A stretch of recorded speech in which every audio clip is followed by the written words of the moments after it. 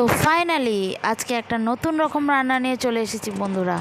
তো সবাই কেমন আছো? আশা করি সবাই ভালো আছো, আমিও ভালো আছি। মধুমিতার স্বপ্ন চ্যানেলে তোমাদের সবাইকে স্বাগত। তো দেখো আমি কি বানিয়েছি। এটা আমি বানিয়েছি চিকেন টিক্কা। টিক্কায় বলো, পোড়া বলো, যাই বলো, আমরা বাবু গ্রামের মানুষ, অত ইংরাজি বলতে জানি না, তার জন্য যেমন পারি তেমন। আমরা যেহেতু গ্রামে থাকি, প্রথমেই তোমাদেরকে বলি যে এখানে তেমন কিছু ফাস্টফুড পাওয়া যায় না, তাই যতটুকু পাওয়া যায় বাড়িতে বানিয়ে খেতে হয়। তো চলো আগে রেসিপিটা বলে দিই, তারপরে আরও কথা বলবো। দেখো প্রথমে আমি চিকেনটাকে জল ঝরিয়ে রেখেছিলাম ভালো করে ধুয়ে, তার উপর আমি দিয়ে দিচ্ছি নুন। একটু বেশি নুন দিলাম, কারণ নুনটা মাখানোর পর ঝরে যাবে তার জন্য, বা নুনটা ঝরে যাবে তার জন্য। তো এখন আমি দিয়ে দিলাম লেবুর রস আর নুন লেবুর রস, আর এতে আমি দেব আদা রসুন আর বাটা দিয়ে ভালো করে মেখে নেবো। দেখো পরিমাণে চিকেনটা অনেকটাই ছিল, তার জন্য একটু বেশি পরিমাণে আদা রসুনের রসটা দিতে হলো। দেখো ভালো করে আমি আদা রসুন নুন আর লেবুর রস দিয়ে মাখিয়ে বেশ কিছুক্ষণ 1 ঘন্টার মতো রেখে দেবো। তোমরা চাইলে অনেকে কাঁচা লঙ্কা বাটাও দিতে পারো, তো আমি দিইনি। এবার আমি একটা কড়াতে তেল গরম করতে দিয়ে দিলাম। দেখে মনে হচ্ছে অনেকটা, তো খুব একটা বেশি না, কড়াটা ছোট আর ক্যামেরাটাও সামনের দিক থেকে ধরা আছে, তার জন্য বেশ অনেকটাই বলে মনে হচ্ছে তোমাদের। দেখো তেলটা গরম হয়ে গেলে আমি দিয়ে দেবো বেসন। আমি এখানে 3 চামচ বেসন দিয়েছি, কারণ প্রথমেই বললাম চিকেনের পরিমাণটা অনেকটা ছিল, তার জন্য বেসনটা বেশি করে দিয়েছি। আর বেসনটা হালকা কালারটা আসবে, বেশি কালার কিন্তু হওয়া যাবে না, তাহলে বেসনটা পুড়ে যাবে। আর আমি গ্যাসের ফ্লেমটা একদম স্লো রেখেছিলাম। তো দেখো বেসনটা আমার কি সুন্দর কালার হয়ে আসছে। এবার আমি এর মধ্যে দিয়ে দেবো লাল লঙ্কার গুঁড়ো, যেটা কালারিং লঙ্কার গুঁড়ো হয়, সেই লঙ্কার গুঁড়োটা জাস্ট কালারটা সুন্দর আসার জন্য। তো দেখো এখন আমি এটা দিয়ে ভালো করে একটু নাড়িয়ে নেবো যাতে কালারটা, তো দেখো কত সুন্দর কালারটা এসছে। আমার গ্যাসটা জ্বলছিল এখনও, ফ্লেমটা একদমই আস্তে করা ছিল, যাতে আস্তে আস্তে লঙ্কার গন্ধটাও চলে যায়, তার জন্যই এটা জ্বালিয়ে রেখেছিলাম। এরপরে দেখো ভালো করে নাড়িয়ে নিতে হবে। আমি হাতা দিয়ে নাড়ানোর একটাই কারণ হচ্ছে যাতে বেসনটা ডালা না থেকে যায়, বা বেসনটা এক জায়গায় পুড়ে না যায়, এই জন্য আমি কন্টিনিউয়াস নাড়িয়ে যাচ্ছিলাম। তো দেখো এবার আমার হয়ে গেছে, গ্যাসটাও আমি অফ করে দিয়েছি। তো বন্ধুরা এটা খুব সাবধানে করবে যেন পুড়ে না যায়। তো এটা চলো আমি একটা কড়া থেকে একটা বাটির মধ্যে ঢেলে রাখি, কারণ না রাখলে এটা পুড়ে যাবে, কারণ কড়ার মধ্যে যেটুকু গরম থাকবে সেই গরমটা এটাকে পুড়িয়ে দেবে, তার জন্য এটা আমি সঙ্গে সঙ্গে একটা বাটির মধ্যে ঢেলে রেখে দিলাম। তো এবার দেখো এবার আমি আরেকটা বাটিতে একটু সরষের তেল নেবো, সামান্যই নিয়েছি, খুব বেশি নয়, দেখে অনেকটা মনে হতে পারে, তো খুব বেশি নয়। এর মধ্যে আমি দেব লাল লঙ্কার গুঁড়ো। আবার বললাম রঙটা ভালো হওয়ার জন্য লঙ্কার গুঁড়োটা মাস্ট। তো এটা ঝাল তেমন হবে না, কিন্তু দেখতে খুবই সুন্দর হবে, যেমন বাজারে হয় দেখতে, কিন্তু দেখবে কালার দিয়ে ফুড কালার ওরা ইউজ করে, কিন্তু আমি তো ফুড কালার ইউজ করব না, ফুড কালার ছাড়াই লাল লঙ্কা গুঁড়ো দিয়ে কীভাবে কালার করব সেটাই তোমাদেরকে দেখাই। তো দেখো সর্ষের তেলের মধ্যে আমি এটাকে লঙ্কা গুঁড়োটাকে ভালো করে মিক্স করে নিচ্ছি, করে নেওয়ার পর এটাকে ভালো করে মিক্সড করে নিতে হবে যাতে তেল আর লঙ্কাটা মিশে যায়। আর দেখো কত সুন্দর কালারটা হয়েছে না, জাস্ট অসাধারণ দেখতে লাগছে, এখনই দেখতে খুব সুন্দর লাগছে। তো দেখো এর মধ্যে আমি 1 বাটি টক দই দিয়ে দেবো। টক দইটা আমি একটু জল ঝরিয়ে রেখেছিলাম, যেটাকে বলি হাঙ্গার টক দই। জল থাকলে খুব একটা ভালো হবে না, তোমরা একটু ছাঁকনিতে বা কাপড়ে জলটা ঝরিয়ে নেবে কিছুক্ষণের জন্য। তো দেখো আমার টক দইটা একদমই জল ঝরানো আছে, আর এই জন্যই টাইট।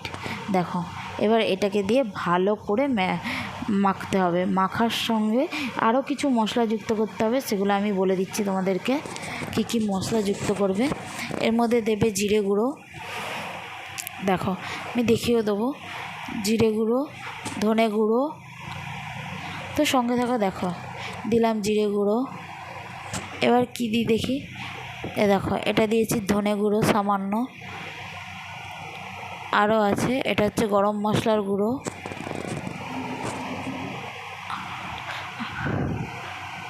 এই দেখো এটা কি দিয়েছি বলতো বন্ধুরা, এটা বিন নুন, সামান্য পরিমাণে বিন নুন, চাট মশলা, আর দিয়ে দিলাম একটু নুন, দিয়ে ভালো করে ম্যারিনেশনটা করতে হবে। আমি হাত দিয়েই করলাম, তোমরা চাইলে চামচেও করতে পারো। হাত দিয়ে করলে তবে বেশি ভালো হয় জিনিসটা, তার জন্য আমি একটু হাত দিয়েই করলাম। তো দেখো, তা আমি কাসুরি মেথিটা দিতে ভুলে গেছি। এবার আমি রোস্ট করা একটু তাওয়ায় নেড়ে নিয়েছিলাম, নিয়ে কাসুরি মেথিটা গুঁড়ো করে দিয়ে দিলাম। দেখো, দিয়ে ভালো করে আবার মাখবো। যত ফাটবে জিনিসটা তত ভালো হবে, তার জন্য ভালো করে আরও ফাটার পর আমি সেই ম্যারিনেশনটা দেবো যেটা আমি করে রেখেছিলাম বাটিতে আগে থেকেই। তো দেখো কত সুন্দর লাগছে, ভালো লাগছে না দেখতে? জাস্ট ভালো যেমন দেখতে লাগছে, খেতেও তেমন হবে অসাধারণ। এইভাবে তোমরা একবার করে দেখো। তোমরা গোটা মুরগিরও করতে পারো। এবার দেখো, চিকেনটা দিয়ে জল বেরিয়ে গেছিলো, আদা রসুন লঙ্কা মাখানো চিকেনটা।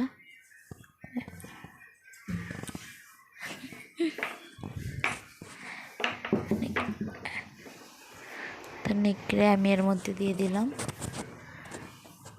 দিয়ে ভালো করে মাখিয়ে নিলাম। মাখিয়ে এটাকেও আমি 2 থেকে 2.5 ঘন্টার মতো ম্যারিনেশন করে চাপা দিয়ে রেখে দেবো। দেখো কেমন চাপা দিয়ে রেখে দিই। এই দেখো, এইবার তো সেই জোগাড়ুটা, এই দেখো কী করি। দেখো, এই দেখো, আমি আগেই বলেছি ভিডিওতে, আমরা যখন গ্রামে থাকি জোগাড়ুটা তো আমরা ভালোই করতে জানি। তো দেখো, এটা কিসে গ্যাসে পোড়ালেও যতটা না ভালো হয়, কয়লায় পোড়ালেও ততটা ভালো হয়। যারা শহরে থাকে তাদের পক্ষে কয়লা জোগাড় করা খুবই কঠিন, তাই আমরা গ্রামে থাকি, তাই আমাদের কাছে তো কয়লা জোগাড় করা খুবই সহজ ব্যাপার। তাই এই দেখো, তোমাদের দাদাভাই কী করেছে, 4 সাইডে 4টি ইট দিয়ে তার মধ্যে কয়লা জ্বালিয়ে দিয়েছে। এই দেখো, এবার আমার চিকেনটা স্টিকে লাগিয়ে কেমন পোড়া হতে শুরু হয়েছে। কেমন লাগছে দেখতে বন্ধুরা, সবাই একটু কমেন্টে জানাও। তো ভালো লাগলে ভিডিওটা অবশ্যই লাইক করো। এই দেখো, আমরা সবাই মিলে বসে পড়েছিলাম। এই দেখো, চিকেনটা একদিক করে উল্টাতে। তো দেখো, তো আমাদের এখানে সব কিছু পাওয়া যায় না। তো তোমরা হয়তো বলবে, দিদিভাই এটা তোমরা টুথপিকে গুঁজেও করতে পারতে। তো হ্যাঁ, বলছি, এখানে অত বড় বড় শপিং মলও নেই। আমরা একটা ছোট গ্রামে থাকি, শপিং মলও নেই, বা এখানে বড় বড় কোনো দোকানও নেই। তার জন্য এখানে আমরা বেশি ভ্যারাইটিস জিনিস কিছু কিনতে পারি না, বা ইচ্ছা থাকলেও সেটা পাওয়া যায় না। যখন আমি হয়তো বাপের বাড়ি যাই, সেখান থেকে কিছু কিনে নিয়ে আসি, তো সেগুলোকেই আমি ইউজ করি।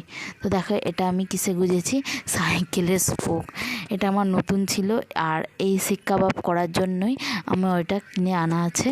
তো আমি এটাতেই ইউজ করি। হ্যাঁ, আমাদের খাওয়া নিয়ে কথা, আমরা যেটাতে হোক করলেই হলো। তো দেখো, এবার দেখো কী করছি। এই দেখো, হয়ে গেছে। তো একটা নামিয়ে ফেলবো। এবার এটা হয়ে গেছে, এবার আমি দেখাচ্ছি কেমনভাবে আমি শিখে এটাকে গুঁজেছি। তো চলো দেখো, আমি নিজেই করেছি। এই দেখো, এটাকে আমি একটা একটা করে এইভাবে শিকের মধ্যে গুঁজে নিয়েছি। দেখো, ম্যারিনেশনটার পর তোমাদের দেখানো হয়নি কেমন দেখতে হয়েছিল। দেখো বাটির মধ্যে কালারটাও যেমন হয়েছিল, খেতেও তেমন সুন্দর হয়েছিল। তো প্লিজ ঘরোয়া উপকরণ দিয়ে এইভাবে বাড়িতে বানিয়ে খাও।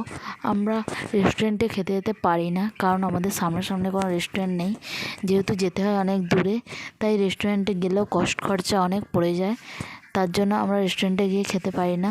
তার জন্য যাই খাওয়ার ইচ্ছা হয় আমরা বাড়িতেই বানিয়ে খাই। কলকাতা শহরের তো অলিগলিতে অনেক রেস্টুরেন্ট আছে, অনেক কাবাব, ফ্রাই আইটেম সব কিছুই পাওয়া যায়, কিন্তু আমাদের গ্রামের এখানে খুব একটা ফাস্টফুডের দোকান নেই। দোকান থাকলেও সেগুলো এইসব ভ্যারাইটিস জিনিস বানায় না, কারণ এখানকার মানুষরা খুব সাদামাটা খেতেই পছন্দ করে। ঠিক আছে, তারা বিরিয়ানি কী জিনিস তারাই হয়তো অনেকে জানে না। তার জন্য দেখো, এই দেখো, এবার বাটারও গ্রিল করেছিলাম, তো সেটা আর দেখানো হয়নি, যেহেতু আমার 2 হাতই নোংরা ছিল। তো গার্নিশিংটা করেছি, কত সুন্দর লাগছে। দেখো, ভিডিওটা ভালো লাগলে প্লিজ চ্যানেলটাকে সাবস্ক্রাইব করে দিও, আর ভালো লাগলে অবশ্যই লাইক আর কমেন্ট করে দিও। অনেক ধন্যবাদ।